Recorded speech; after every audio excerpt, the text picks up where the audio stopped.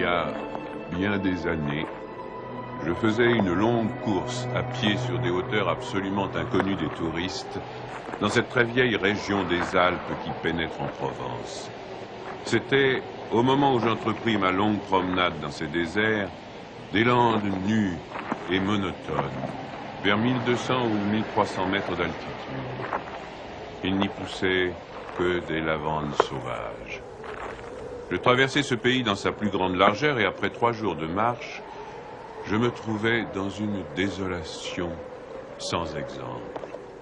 Je campais à côté d'un squelette de village abandonné. Je n'avais plus d'eau depuis la veille et il me fallait en trouver. Ces maisons agglomérées, en ruine, comme un vieux nid de guêpes, me firent penser qu'il avait dû y avoir, là, dans le temps, une fontaine ou un puits.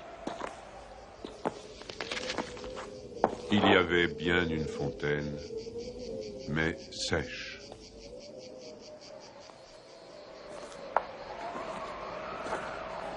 Les 5 à 6 maisons, sans toiture, rongées de vent et de pluie, la petite chapelle au clocher écroulé, étaient rangées comme le sont les maisons et les chapelles dans les villages vivants, mais toute la vie avait disparu. C'était un beau jour de juin, avec un grand soleil, mais sur ces terres sans abri et hautes dans le ciel, le vent soufflait avec une brutalité insupportable. Ces grondements dans les carcasses des maisons étaient ceux d'un fauve dérangé dans son repas. Il me fallut lever le camp.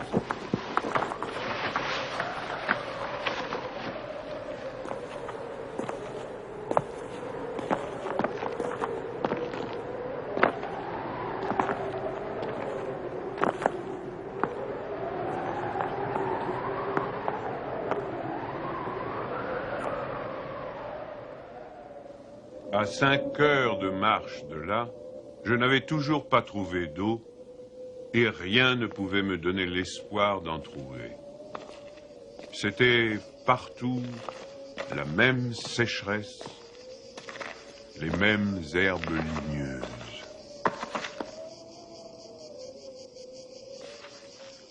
Il me sembla apercevoir, dans le lointain, une petite silhouette noire, debout. Je la pris pour le tronc d'un arbre solitaire. À tout hasard, je me dirigeai vers elle. C'était un berger. Une trentaine de moutons, couchés sur la terre brûlante, se reposaient près de lui. Il me fit boire à sa gourde. Un peu plus tard, il me conduisit à sa bergerie, dans une ondulation du plateau. Il tirait son eau, excellente, d'un trou naturel très profond, au-dessus duquel il avait installé un treuil rudimentaire. Cet homme parlait peu, c'est le fait des solitaires, mais on le sentait sûr de lui et confiant dans cette assurance. C'était insolite dans ce pays dépouillé de tout. Il n'habitait pas une cabane, mais une vraie maison en pierre, où l'on voyait très bien comment son travail personnel avait rapiécé la ruine qu'il avait trouvée là, à son arrivée. Son toit était solide et étanche. Le vent qui le frappait faisait sur les tuiles le bruit de la mer sur les plages. Son ménage était en ordre, son parquet balayé, son fusil graissé. La soupe bouillait sur le feu. Je remarquai alors qu'il était aussi rasé de frais, que tous ses boutons étaient solidement cousus, que ses vêtements étaient reprisés avec le soin minutieux qui rend les reprises invisibles.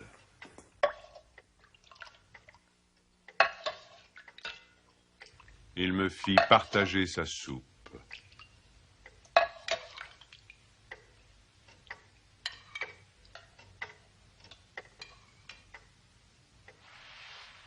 Comme après, je lui offrais ma blague à tabac, il me dit qu'il ne fumait pas. Son chien silencieux comme lui, était bienveillant sans bassesse.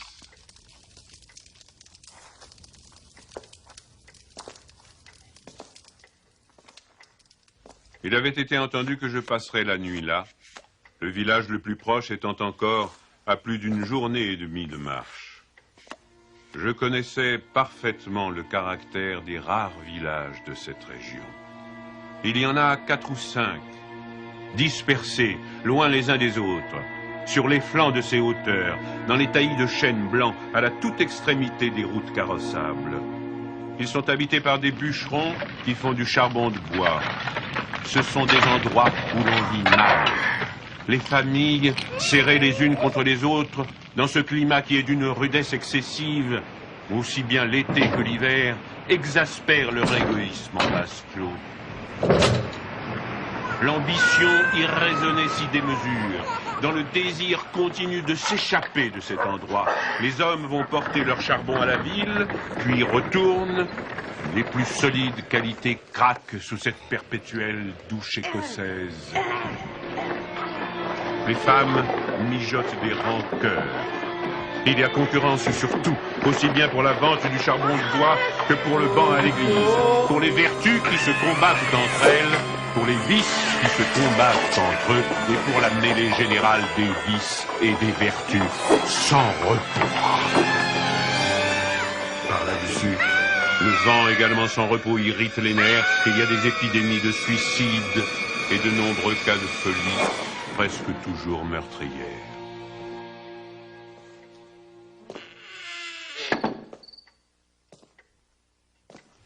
Le berger qui ne fumait pas alla chercher un petit sac et déversa sur la table un tas de glands.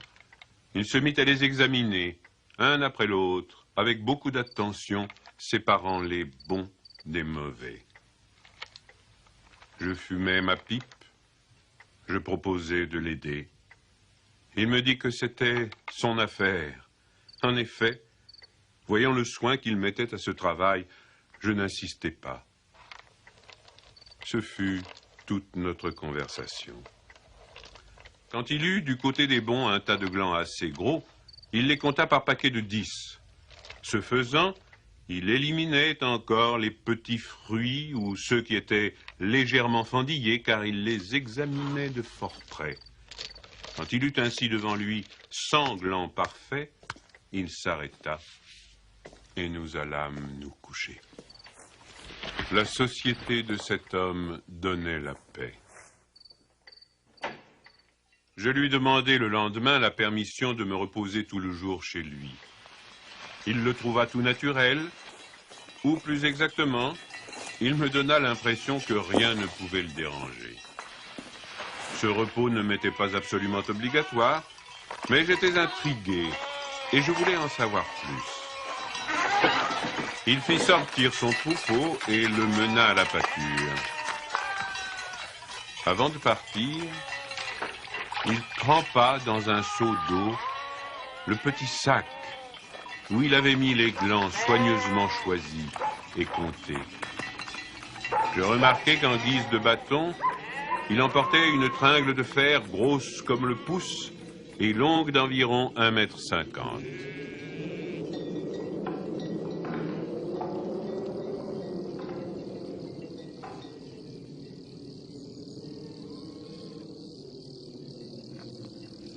Je fis celui qui se promène en se reposant, et je suivis une route parallèle à la sienne.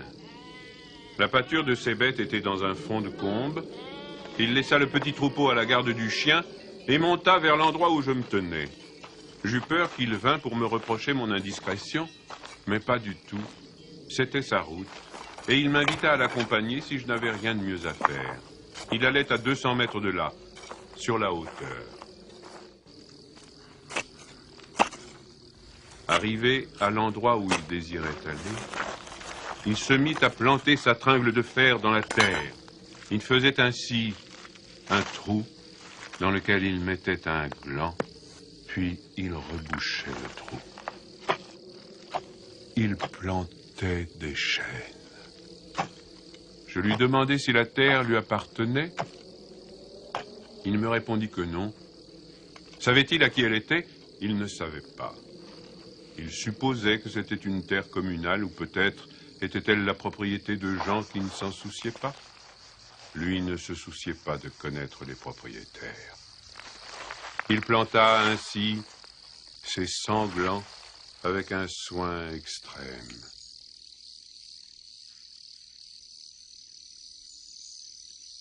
Après le repas de midi, il recommença à trier sa semence. Je mis, je crois, assez d'insistance dans mes questions, puisqu'il y répondit. Depuis 3 ans, il plantait des arbres dans cette solitude. Il en avait planté 100 000. Sur les 100 000, 20 000 étaient sortis. Sur ces 20 000, il comptait encore en perdre la moitié du fait des rongeurs ou de tout ce qu'il y a d'impossible à prévoir dans les desseins de la Providence. Restaient 10 000 chênes qui allaient pousser dans cet endroit où il n'y avait rien auparavant. C'est à ce moment-là que je me souciais de l'âge de cet homme. Il avait visiblement plus de 50 ans. 55, me dit-il. Il s'appelait Elzéar Bouffier. Il avait possédé une ferme dans les plaines. Il y avait réalisé sa vie. Il avait perdu son fils unique, puis sa femme. Il s'était retiré dans la solitude où il prenait plaisir à vivre lentement avec ses brebis et son chien. Il avait jugé que ce pays mourait par manque d'arbres. Il ajouta que n'ayant pas d'occupation très importante, il avait résolu de remédier à cet état de choses. Mon jeune âge me forçait à imaginer l'avenir en fonction de moi-même et d'une certaine recherche du bonheur. Je lui dis que dans 30 ans, ces 10 000 chênes seraient magnifiques. Il me répondit très simplement que si Dieu lui prêtait vie, dans 30 ans, il en aurait planté tellement d'autres que ces 10 000 seraient comme une goutte d'eau dans la mer. Il étudiait déjà la reproduction des hêtres et il en avait près de sa maison une pépinière issue des faînes. Les sujets qu'il avait protégés de ses moutons étaient de toute beauté. Il pensait également à des bouleaux pour les fonds où, me dit-il, une certaine humidité dormait à quelques mètres de la surface du sol. Nous nous séparâmes le lendemain. L'année d'après, il y eut la guerre de 14 dans laquelle je fus engagé pendant 5 ans. Un soldat d'infanterie ne pouvait guère y réfléchir à des arbres.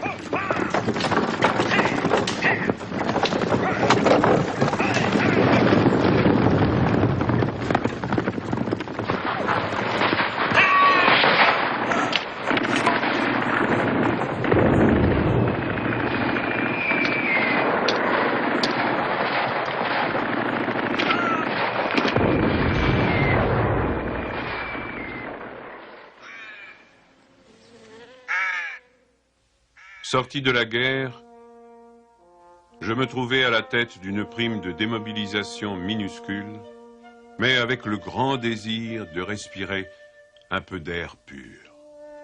C'est sans idée préconçue, sauf celle-là, que je repris le chemin de ces contrées désertes. Le pays n'avait pas changé. Toutefois, au-delà du village mort, j'aperçus dans le lointain une sorte de brouillard gris qui recouvrait les hauteurs comme un tapis. Depuis la veille, je m'étais remis à penser à ce berger planteur d'arbres. 10 000 chênes, me disais-je, occupent vraiment un très large espace. J'avais vu mourir trop de monde pendant 5 ans pour ne pas imaginer facilement la mort d'Elzéar Bouffier.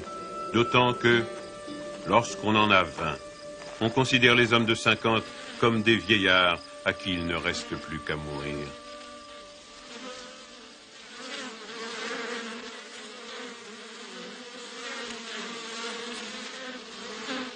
Il n'était pas mort. Il avait changé de métier.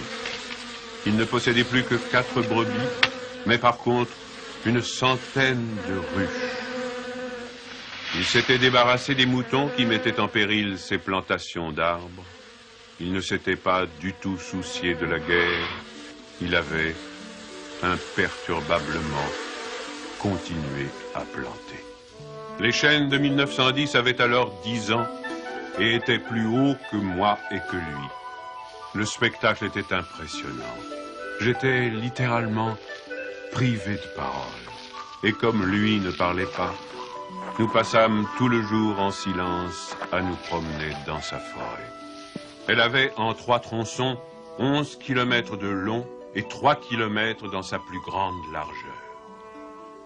Quand on se souvenait que tout était sorti des mains et de l'âme de cet homme, sans moyens techniques, on comprenait que les hommes pourraient être aussi efficaces que Dieu dans d'autres domaines que la destruction.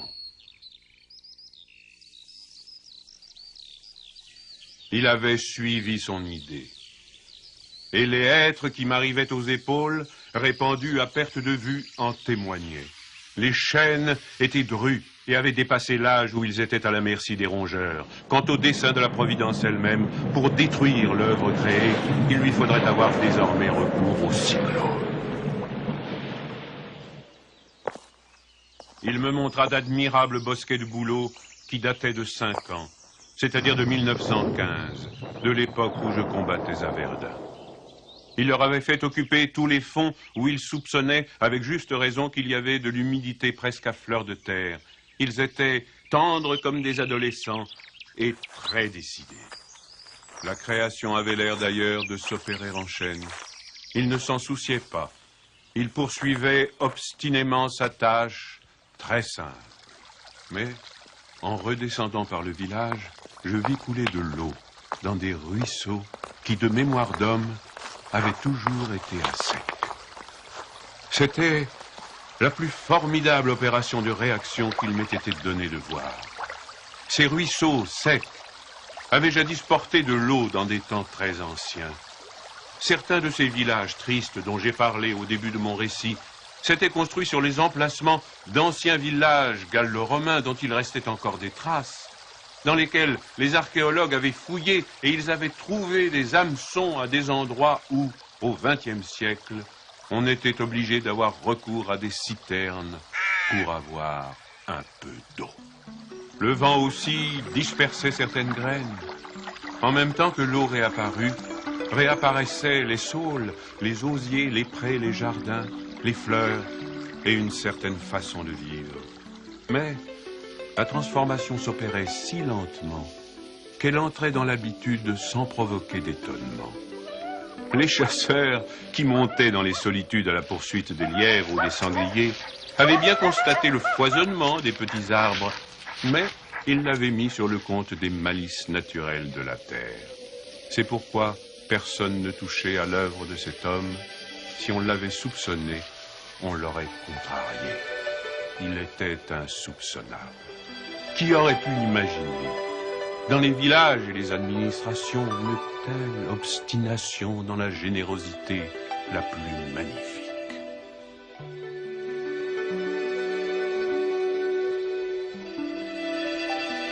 À partir de 1920, je ne suis jamais resté plus d'1 an sans rendre visite à Elzéar Bouffier. Je ne l'ai jamais vu fléchir ni douter. Et pourtant, Dieu sait si Dieu même y pousse. Je n'ai pas fait le compte de ses déboires.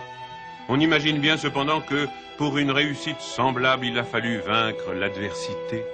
Que pour assurer la victoire d'une telle passion, il a fallu lutter avec le désespoir. Pour avoir une idée à peu près exacte de ce caractère exceptionnel, il ne faut pas oublier qu'il s'exerçait dans une solitude totale. Si totale que, vers la fin de sa vie, il avait perdu l'habitude de parler. Ou peut-être n'en voyait-il pas la nécessité. En 1933, il reçut la visite d'un garde forestier éberlu. Ce fonctionnaire lui intima l'ordre de ne pas faire de feu dehors, de peur de mettre en danger la croissance de cette forêt naturelle. C'était la première fois lui dit cet homme naïf, qu'on voyait une forêt pousser toute seule. En 1935, une véritable délégation administrative vint examiner la forêt naturelle. Il y avait un grand personnage des eaux et forêts, un député, des techniciens. On prononça beaucoup de paroles inutiles, on décida de faire quelque chose et, heureusement, on ne fit rien. Sinon, la seule chose utile, mettre la forêt sous la sauvegarde de l'État et interdire qu'on vienne y charbonner.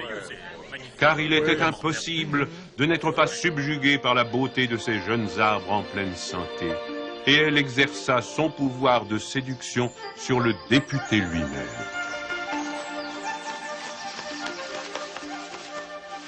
J'avais un ami parmi les capitaines forestiers qui était de la délégation. Je lui expliquai le mystère. Un jour de la semaine d'après, nous allâmes tous les deux à la recherche d'Elzéar Bouffier. Nous le trouvâmes en plein travail, à 20 km de l'endroit où avait eu lieu l'inspection. Ce capitaine forestier n'était pas mon ami pour rien. Il connaissait la valeur des choses. J'offris les quelques œufs que j'avais apportés en présent. Nous partageâmes notre casse-croûte en trois, et quelques heures passèrent dans la contemplation muette du paysage. Le côté d'où nous venions était couvert d'arbres de 6 à 7 mètres de haut. Je me souvenais de l'aspect du pays en 1913, le désert. Le travail paisible et régulier, l'air vif des hauteurs, la frugalité et surtout la sérénité de l'âme avaient donné à ce vieillard une santé presque solennelle. C'était un athlète de Dieu. Je me demandais combien d'hectares il allait encore couvrir d'arbres. Avant de partir, mon ami fit simplement une brève suggestion à propos de certaines essences auxquelles le terrain d'ici paraissait devoir convenir. Il n'insista pas. Pour la bonne raison, me dit-il après, que ce bonhomme en sait plus que moi. Au bout d'une heure de marche, l'idée ayant fait son chemin en lui, il ajouta « Il en sait beaucoup plus que tout le monde. Il a trouvé un fameux moyen d'être heureux. » C'est grâce à ce capitaine que non seulement la forêt, mais le bonheur de cet homme furent protégés. L'œuvre ne courut un risque grave que pendant la guerre de 1939. Les automobiles marchant alors au gazogène, on n'avait jamais assez de bois. On commença à faire des coupes dans les chênes de 1910, mais ces quartiers sont si loin de tout réseau routier que l'entreprise se révéla très mauvaise au point de vue financier. On l'abandonna.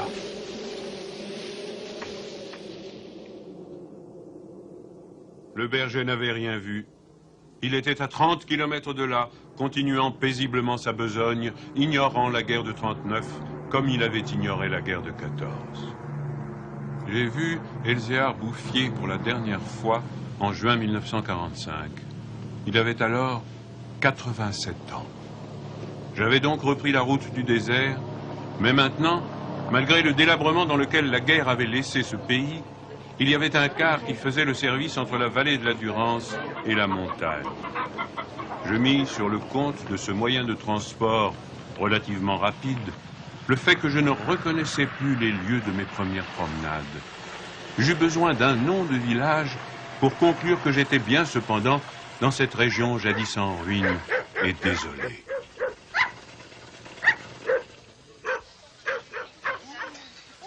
Le car me débarqua à Vergon. En 1913, ce hameau de 10 à 12 maisons avait 3 habitants. Ils étaient sauvages, se détestaient, vivaient de chasse aux pièges. Leurs conditions étaient sans espoir. Tout était changé. L'air lui-même. Au lieu des bourrasques sèches et brutales qui m'accueillaient jadis, soufflait une brise souple, chargée d'odeurs.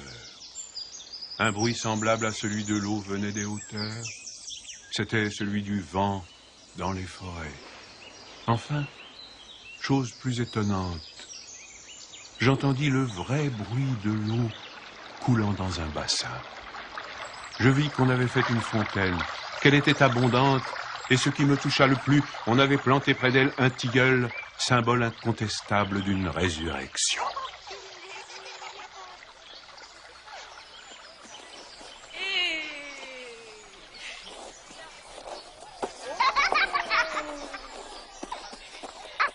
Par ailleurs, Vergon portait les traces d'un travail pour l'entreprise duquel l'espoir est nécessaire.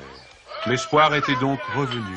On avait déblayé les ruines, abattu les pans de murs délabrés. Les maisons neuves, crépies de frais, étaient entourées de jardins potagers où poussaient, mélangés mais alignés, les légumes et les fleurs, les choux et les rosiers, les poireaux et les gueules de loup, les céleris et les anémones. C'était désormais un endroit où l'on avait envie d'habiter. À partir de là, je fis mon chemin à pied. La guerre dont nous sortions à peine n'avait pas permis l'épanouissement complet de la vie, mais Lazare était hors du tombeau. Sur les flancs abaissés de la montagne, je voyais de petits champs d'orge et de seigle en herbe. Au fond des étroites vallées, quelques prairies verdissaient.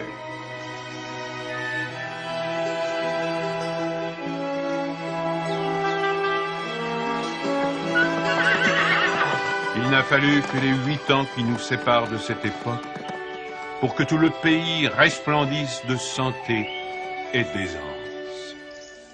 Sur l'emplacement des ruines que j'avais vues en 1913, s'élèvent maintenant des fermes propres, bien crépies, qui dénotent une vie heureuse et confortable.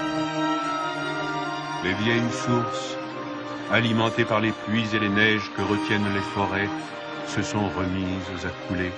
À côté de chaque ferme, dans des bosquets d'érables, les bassins des fontaines débordent sur des tapis de menthe fraîche. Les villages se sont reconstruits peu à peu. Une population venue des plaines où la terre se vend chère s'est fixée dans le pays, y apportant de la jeunesse, du mouvement, de l'esprit d'aventure. On rencontre dans les chemins des hommes et des femmes bien nourris, des garçons et des filles qui savent rire et ont repris goût aux fêtes campagnardes.